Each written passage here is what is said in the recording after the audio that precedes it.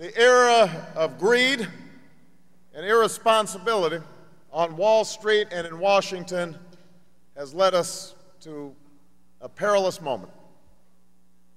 They said they wanted to let the market run free, but instead they let it run wild.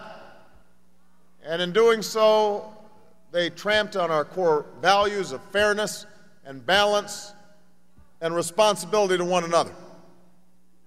And as a result, we are facing a financial crisis as profound as anything that we've faced since the Great Depression.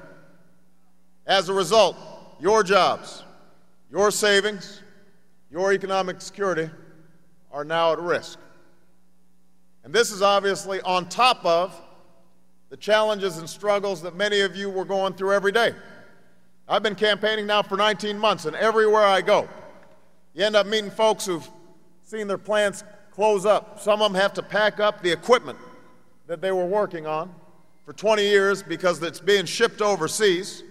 And they've lost not just their job, but they've lost their health care, they've lost their pension, and they've lost their sense of dignity, the dignity that comes from work. This week, we have to work quickly in a bipartisan fashion to resolve the immediate crisis and to avert an even broader economic catastrophe.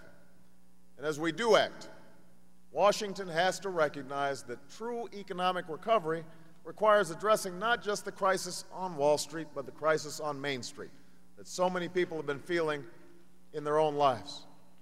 Long before the news of last week, we need a plan that helps families stay in their homes and workers keep their jobs, a plan that gives hardworking Americans relief instead of using taxpayer dollars to reward CEOs on Wall Street.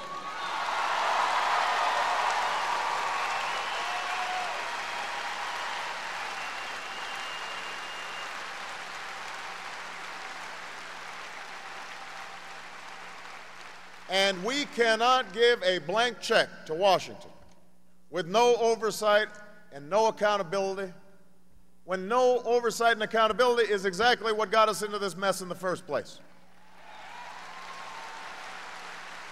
Now, so I'm working with anybody who's willing to get the job done to try to figure out how we get out of the immediate crisis of this week. But no matter what solution we finally decide on, it is absolutely critical that we get to work immediately on reforming the broken politics and the broken government that allowed this crisis to happen in the first place. And we can't do this again.